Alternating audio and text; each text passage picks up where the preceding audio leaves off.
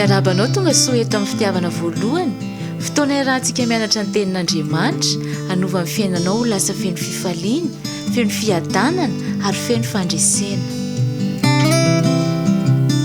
Tonga soa eto amin'ny fitiavana voalohany. Androantsika dia nomboka video mitondra lohateny hoe fitiavana voalohany. Dia alohany ambony an'ilay tena video dia azavaintsika hoe na zavatra tena tanjona sy tiana ambara anatin'izao video izao. Fakitsika ny liko toko 7:10 dia manomboka amin'ny 15. Aroa ny apôstôly tamin'ny Tompo, ampitomboany finoanay. Fa hoy ny Tompo, raha manana finoana na dia ohatran'ny voatsinapy aza ianareo dia azonareo lazaina amin'ny vory azy hoe mingota ary aoka mambolena any amin'ny ranomasina dia anaiky ianareo izy. Dia ity ten'Andriamanitra ity mantsy ny isany tena manazava ny fiainako taloha sy ny fiainanay tokantrano taloha. Dia tadidiko tamin'izany zay manao fivoriam-bavaka isakariva dia tamin'izany namana betsabetsaka zay avy any amina fiangonana betsabetsaka dia niara notrany hoe nafanafana fo kely niaraka tamin'Andriamanitra tamin'izany dia nanao fivoriam-bavaka isaky ny hariva. Dia isaky ny hariva dia aveo misy olona mitory-teny dia misy olona manazava ten'Andriamanitra dia aveo fampitondram-bavaka zay dia ina nentina bavaka ho andravo ohatra. Dia tamin'izany matsapa hoe nentina bavaka ho anahy dia hoe mba hanana finoana bebe kokoa zany mba hitombo finoana. Dia ohatra zany koa namana sasany ina nentina bavaka ho any anina dia nentina bavaka mba hitombo finoana mba bebe finoana. Dia tamin'izany zao tsy nafantatra n'ity ten'Andriamanitra ity fa eto zao ohatra mijery anazy sika dia ny apôstôly tamin'izany dia nanana zany fanontaniana zany dia nanana zany hetaheta zany eritreritra hoe tsy ampy finoana. Dia ndresaka tamin'ny Jesosy izy niteny hoe ampitomboany finoanay. Dia zavatra mahavariana mantsy na hoe zavatra manome an'ilay vali izy le vali teny Jesosy dia Jesosy niteny. Dia ny tena tiany Jesosy ambara mantsy raha ty zavatra hitantsika ity dia hoe finoana kely be na dia mitovy voanina voatsinampy izy voatsinampy ny isan'ny vokely indrindra mivonina zavatra rehetrarehetra. Dia na dia kely be mitovy ny angezana voatsinampy finoana dia ampy. Dia dikan'izany Jesosy tsy niteny hoe niteny Jesosy tenena hoe tsy ampy finoana nareo fa tsy ampy zavatra hafa. Dia zany mihitsy mantsy ny voalohany dia tadidiko tamin'izany dia nitondram-bavaka an'izany foana zay entina mbavaka indray hanina mba hanana finoana bebe kokoa, entina mbavaka indray hanina mba hitombo finoana. Fa kay ny ten'Andriamanitra miteny hoe tsy ampy finoana fa zavatra hafa ny ilaina. Dia zany anisan'ny zavatra hojerentsika amin'izao video rehetrarehetra izao dia tena nanomboka an'izany tsika mantatra hoe inona ilay zavatra tsy ampy dia hitombo amin'iny zavatra tsy ampy iny. Dia amin'izay hoe mba manana ilay izy ampy foana dia afaka mandroso amin'ilay finoana fiainana kristianina amin'izay fa tsy hoe tavela eo tsony dia tsy hita hoe inona ny atao. Dia voakitsika Petera 2 dia manomboka amin'ny 1. Simona Petera, mpanompo sy apôstôlin'i Jesosy Kristy, mamangy izay efa nahazo finoana soa tahaka ny anay amin'ny fahamarinan'i Jesosy Kristy Andriamantsika sy mpamonjy. Dia eto Simona manoratra ho an'ny kristianina izy mazava ho azy fa ny zavatra teneniny hoe tsy hoe manoratra ho an'ny kristianina izy fa mamangy izay efa nahazo finoana soa tahaka ny anay. Dia ohatra zao hijerentsika amin'ny teny frantsay mbaivolo teny frantsay dia niteneniny hoe à ceux qui ont reçu en partage une foi du même prix que la nôtre. Dikan'izany mantsy raha miteny gasy dia hoe ho an'izay efa nahazo le anjara finoana mitovy lanja na hoe mitovy vidy amin'ny anay. Dia Petera mantsy zany manoratra tamin'izany. Petera fantatsika Petera ilay apôstôly nandeha tambon-drano. Fa Petera manoratra ho an'ny kristiana dia ny fomba hiantsony Petera ny kristiana tamin'izany hoe le olona efa nahazo le finoana mitovy vidy amin'ny Petera. Dia dikan'izany mantsy Petera miteny hoe tsy ampy finoana nareo izy fa manana finoana mitovy ny anay nareo nandray le finoana Jesosy. Fa hozy izy amin'ny 2 amin'izay. Ampitomboana ho aminareo ny fahasoavana sy ny fiadanana amin'ny fahalalana tsara an'Andriamanitra sy Jesosy Kristy sy Jesosy Tompontsika. Dia eto Petera manoratra hoe misy an'izany fahasoavana zany dia misy an'izany fiadanana zany fa le izy amin'ny fahalalana tsara an'Andriamanitra sy Jesosy Tompontsika. Dia zavatra voalohany mila hitombontsika mantsy zany mazava ho azy dia mila malala an'Andriamanitra tsika dia mahafantatra an'i Jesosy Tompontsika. Dia zany zavatra tsy ampy tsy hoe tsy ampy finoana zay tamin'izany hoe mila entina mbavaka foana isakariva hoe mba hitombo finoana. Fa tsy ampy fahalalana tsy nafantatra an'Andriamanitra dia tsy mahafantatra an'i Jesosy mazava ho azy. Dia amin'ny 13 miresaka indray Petera hoe inona ilay zavatra fanomen'Andriamanitra dia inona ilay zavatra mila hitombontsika. Dia ny zavatra nitenenina amin'ny 2 mantsy raha hoe ataontsika amin'ny aty ankavanana ohatra izay zavatra fanomena. Dia hozy izy hoe ny finoana mitovy vidy na hoe mitovy lanja na hoe misarobidy mitovy ny sarobidin'ny finoan'i Petera dia fanomen'Andriamanitra antsika. Fa aty amin'ny ankavia hoe zavatra hitombontsika dia hoe mila mahafantatra an'Andriamanitra antsika, mila mahalala an'Andriamanitra. Dia izay ny hitomboan'ny fahasoavana sy fiadanana hoe tonga fahasoavana sy fiadanana miasa be kokoa amin'ny fiainantsika. Dia hozy izy amin'ny 13 efa nomeny herin'Andriamanitra ho antsika ny zavatra rehetra momba ny fiaina sy toe-panaraka an'Andriamanitra amin'ny fahalalana ilay niantso antsika tamin'ny voninahiny sy ny fahatsarany. de vezy miteny hoe fanomeny herin'Andriamanitra atsika ozy izy zavatra rehetra tsy hoe zavatra sasany na hoe zay zavatra ilaina na hoe zavatra ilaina indrindra fo zy zavatra rehetra momba ny fiainana hoe zavatra rehetra ilaintsika ny fiainana andavanandro mantsy zany. De ve toe-panaraka an'Andriamanitra ny hoe hananantsika toetra mitovy amin'Andriamanitra fa litatra izy hoe amin'ny fahalalana tsara, amin'ny fahalalana le niantso antsika tamin'ny voninahitra sy ny fahatsarany. De dika za mantsy mitovy le tamin'ny voalohany teo ihany. Petera ny teony hoe fanomen'Andriamanitra atsika zany finoana sarobidy mitovy ny sarobidin'ny finoan'ny Petera zany hoe finoana sozy ny baiboly teny gasy. De fanomeny herin'Andriamanitra atsika koa izy ny zavatra rehetra zay ilaina amin'ny fiainana sy hananantsika toetra mitovy amin'Andriamanitra. De dika zany tsy hoe Andriamanitra tsy nanome zavatra de miandry zavatra avy any amin'Andriamanitra avy antsika. Dika zany diso le fihevitra voalohany hoe tsy ampy finoana zay. De diso koa zany fihevitra ny mpianatra mazava ho azy ny eritreritra hoe tsy ampy finoana. Fa diso koa le fiheritreritra hoe ngamba misy zavatra endrasana any amin'Andriamanitra any de miandry ohatra misy kristiana zao zany mihitsy ny antony ohatrany hoe zany foana ataony mandrapahatapitra fotoam-pivavahana hoe miandry kasian'Andriamanitra kasi zavatra ohatran'izany. De tsy hoe Andriamanitra mila mikasika hoe mila kasian'Andriamanitra mihitsy ihanina zay vao fa ozy izy ny ten'Andriamanitra miteny hoe fanomeny herin'Andriamanitra atsika ny zavatra rehetra ilaina amin'ny fiainana na hoe fiainana andavanandro sy toe-panaraka an'Andriamanitra hoe nanantsika toetra mitovy amin'Andriamanitra fa le izy mitovy le tamin'ny voalohany ihany amin'ny fahalalana ilay niantso antsika tamin'ny voninahitra sy ny fahatsarany. De dika za mantsy rohatra hoe tsy mahafantatra an'Andriamanitra atsika ohatrana tsy ampy fahalalana an'Andriamanitra tsy mahafantatra an' Jesosy de tsy mahatsapa an'izany hoe miasa be amintsika zany fa fiadana sy fahasoavana zany tsy sapatsika hoe mitombo amin'ny fiainantsika zany fa fiadana sy fahasoavana zany. De mitovy an'izany ihany koa rohatra hoe tsy mahafantatra an'Andriamanitra atsika na tsy mahafantatra le niantso antsika tamin'ny voninahitra sy ny fahatsarany. De na de fanomeny herin'Andriamanitra atsika ary zavatra ilaina de nefa ao amin'le fahalalana le izy rehefa me mahafantatra n'Andriamanitra atsika de me mahafantatra an' Jesosy de miaina kokoa an'izany hoe ty le zavatra nomeny herin'Andriamanitra anahy ilaiko amin'ny fiainana aloha voalohany. De veo le ilaiko amin'nanako toetra mitovy amin'Andriamanitra hoe mahatonga na me tsara toetra de lasa me mitovy toetra amb' Jesosy. De amin'ny andininy fahaefatra ary zany natanterahany atsika ireo teny fikasana soa sady lehibe indrindra mba ho tonga piray amin'ny fomba an'Andriamanitra izany ianareo rehefa afa nandositra ny fahalotona zay eo amin'izao tontolo izao. De miteny mantsy izy hoe natanterahany hoe fotoana efa lasa mantsy ny zavatra efa vita hoe tanterak'Andriamanitra ozy izy le teny fampanantenana sady tsara be no sady lehibe indrindra. De ny tanjon'izany ozy izy de hoe mba tonga antsika piray amin'ny fomba an'Andriamanitra na hoe nature rohatra jerentsika amin'ny baiboly teny frantsay indray zao izy de miresaka nature afin que par elle vous deveniez participants de la nature divine. Dika zany hoe atonga antsika hoe le fomba ty amin'ny baiboly teny gasy ty hoe nature hoe tonga antsika hoe lasa mitambatra amin'ny nature na hoe lasa manana nature an'Andriamanitra. De amin'ny andininy fahadimy koa noho izany de manaova izay zotom-po rehetra de veo mitanisa zavatra anankitelo izy fa ny tena tianyteneny hoe manana zotom-po izy tsika de veo ampina koa amin'ny finoanareo de maneho fahatanjahan-tsaina na hoe ampina fahatanjahan-tsaina de afantanjahan-tsainareo de fahalalana.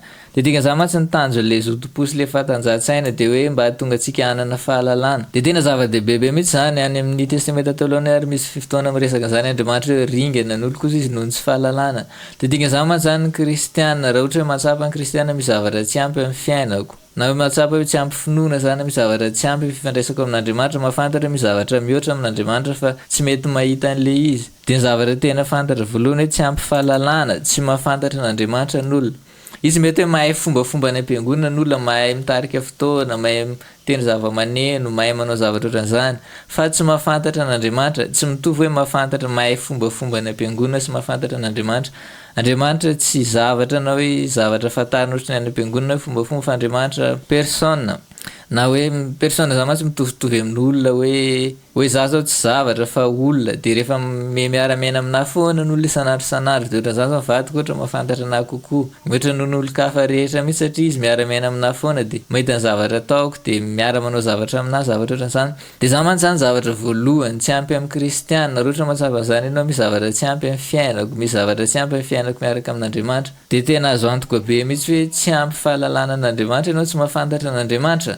De za mantsy hoe zavatra hoe olana be hoe tsisy vahaolana fa rehefa tsy mahafantatra de mamantatra miaraka amin'Andriamanitra de mianatra hoe inona ohatrany hoe n'Andriamanitra de me mamantatra anazy. De veo miteny zavatra fanampiny izy hoe amin'ny fahalalànareo de fahononam-po ary amin'ny fahononam-ponareo de faharetana ary amin'ny faharetanareo de toe-panaraka an'Andriamanitra ary amin'ny toe-panahinareo araka an'Andriamanitra de fitiavana ny rahalahy ary amin'ny fitiavanareo ny rahalahy de fitiavana ny olona rehetra. De iny mantsy le antsoiny Paoly any amin'ny Galatiana hoe vokatry ny fanahy Reo jerentsika ny Galatiana 5 dia manomboka amin'ny 2:2 fa mivokatra ny fanahy kosa dia fitiavana, fifaliana, fiadanana, faharipo, famoram-panahy, fanaova-tsoa, fahamarinana, fahalemem-panahy, fahononam-po, tsy misy lalàna manohitra izany.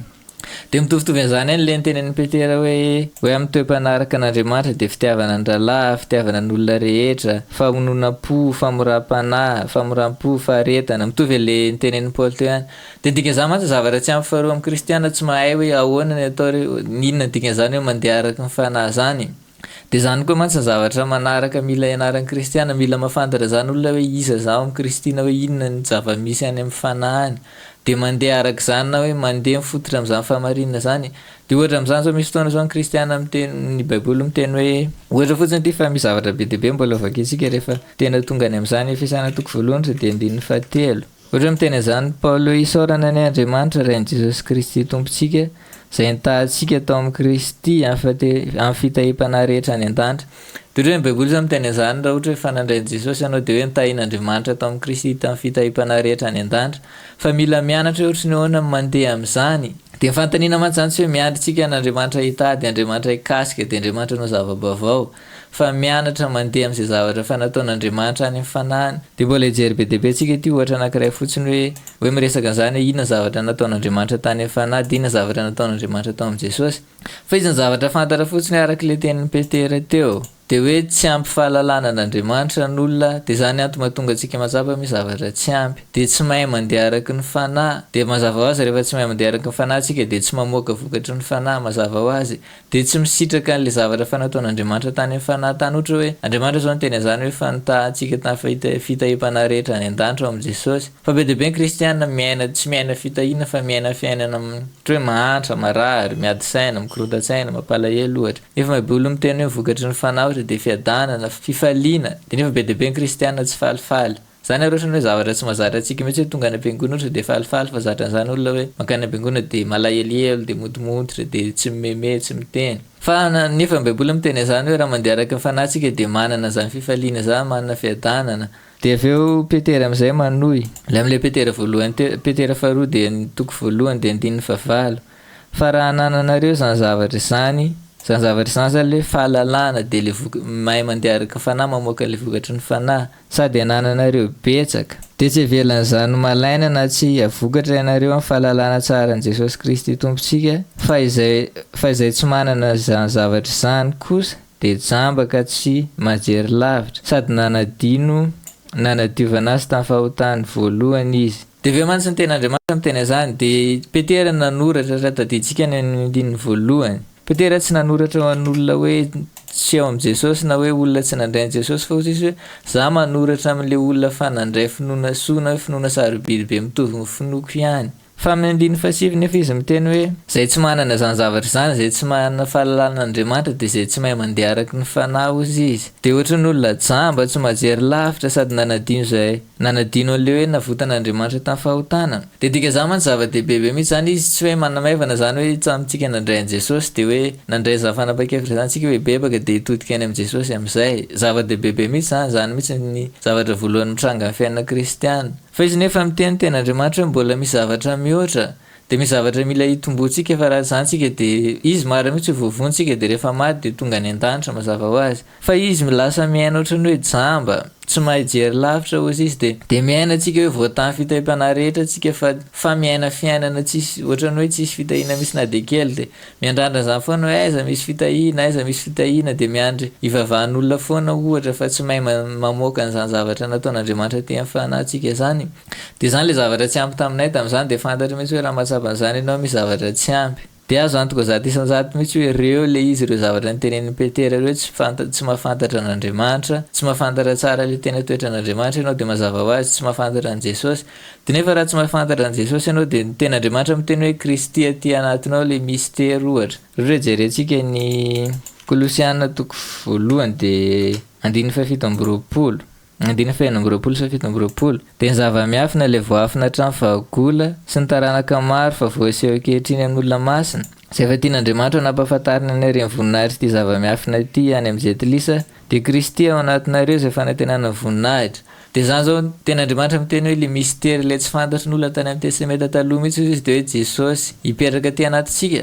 De nefa raha ohatra ianao tsy mahafantatra an'Andriamanitra de tsy mahafantatra an' Jesosy nefa Andriamanitra mipetraka ty anatinao amin'ny alalan'ny fanamasina de tsy de misy tombony be ohatry ny ao anavy satria tsy fantatra ao an-tsainao zany ohatra hoe miara-miasa am' Jesosy ao anatinao de tsy hainao mamoaka anazy mivoaka ty ivelany. De nefa nisy taona zao mpianatra nandeha tam'zany hoe tao anaty sambo kely niaraka tam'zareo Jesosy de nefa natory de tsy nasoa ninina de ndika zany ohatra hoe na de ao anatinao Kristy de nefa tsy hainao miara-miasa aminazy de tsy lasa ohatrany hoe tsy mamoaka vokatra hita maso ty ivelany izy marina mihitsy ao anatinao Jesosy de rehefa maty ianao ohatra de voavonjy lasa mankany an-danitra de mahita an' Jesosy mivantana am'izay fa am'ty fiainana zao ty de tsy mahita zany hoe fiadanana zany na hoe zany fifaliana zany nefa zany teny an' ten'Andriamanitra hoe vokatry ny fanahy de ndika zany mantsy amin'ny fiainana kristiana zava-dehibe be mihitsy hoe nandray an' Jesosy mazava ho azy fa mbola misy zavatra ianarana manaraka mila mahafantatra an'Andriamanitra atsika de mila mahay mitombo am'izany fahafantaran'Andriamanitra zany mila mahay mandeha araky ny fanahy de ohatra hoe jery ten'Andriamanitra vitsivitsy faraparantsika manamafy an'izany zavatra resana zany ihany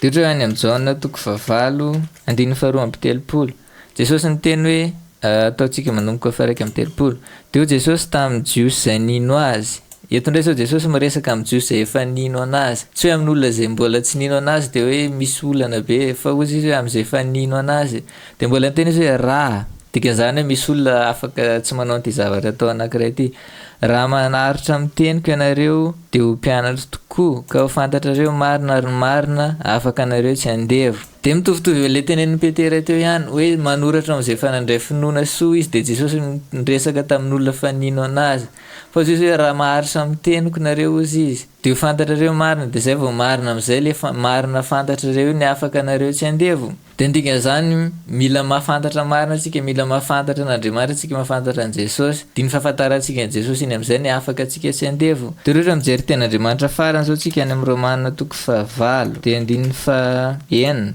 zao ny ten'Andriamanitra hoe fa ny fihevitry ny nofo de fahafatesana fa ny fihevitry ny fanahy kosa de fa fiainana sy fiadanana de koa zao ny ten'Andriamanitra mbola miresaka ihany hoe raha na de fa kristiana ary tsika na de fa nandray an' Jesosy fa raha mihevitra araky ny nofo fa tsy mahay mihevitra araky ny fanahy de lasa miaina fahafatesana fa ozy izy hoe raha mahay zany hoe mihevitra araky ny fanahy zany tsika ozy izy na mandeha araky ny fanahy hoe misaina mifototra amy zavatra tenen'ny ten'Andriamanitra de miteraka fiaina sy fiadana lasa miaina fiaina sy fiadana ty ivelany de dika zany mantsy misy zavatra mihoatra amin'Andriamanitra fa mila mianatra atsika mahafantatra an'Andriamanitra de mila mianatra atsika mahay mandeha araky ny fanahy de zany zavatra ataontsika am'izao vidéo zao de tena hoe mampahery anao raha ohatra hoe sendra mahita an'ity vidéo voalohany ty anao de hoe mampahery anao be mihitsy hijery ny vidéo manaraka fa hianatra an'izany tsika de am'izay tanteraka amitsika zany tenen'i Jesosy zany hoe fantatritsika marina de marina afaka atsika tsy andevo de tanteraka amitsika zany tenen'ny Paoly zany mahay mihevitra araky ny fanahy tsika de miteraka fiainana de miteraka fiadanana de miaina fiainana atsika miaina le fiainana be de be nampanantenan'i Jesosy niteny hoe ozy izy hoe mpangalatra tsy avy raha tsy hangalatra sy hamono ary andringana fa za kosa avy mba hanana ny fiaina sady hanana ny be de be de zany zavatra fantatsika ten'Andriamanitra mahomby ten'Andriamanitra tsy maintsy matateraka zay nanondran'Andriamanitra anazy fa mianatra atsika mahafantatra an'Andriamanitra de hitan'izany hoe fiainana be de be zany tena mampahery anao jery ny vidéo manaraka de hianatra atsika hiara-hianatra ten'Andriamanitra atsika de ahafantatra an'Andriamanitra de hiaina zany fiainana be de be zany moka za vokatry ny fanahy zany hoe fifaliana fiadanana faharipo famoram-panahy de atonga atsika hoe lasa miaina zany hoe miara-miombona am'izany natioran'Andriamanitra zany de mamoaka natioran'Andriamanitra ty ivelany de zany ten'Andriamanitra vakitsika androany de amin'ny vidéo manaraka indray tsika manono toy any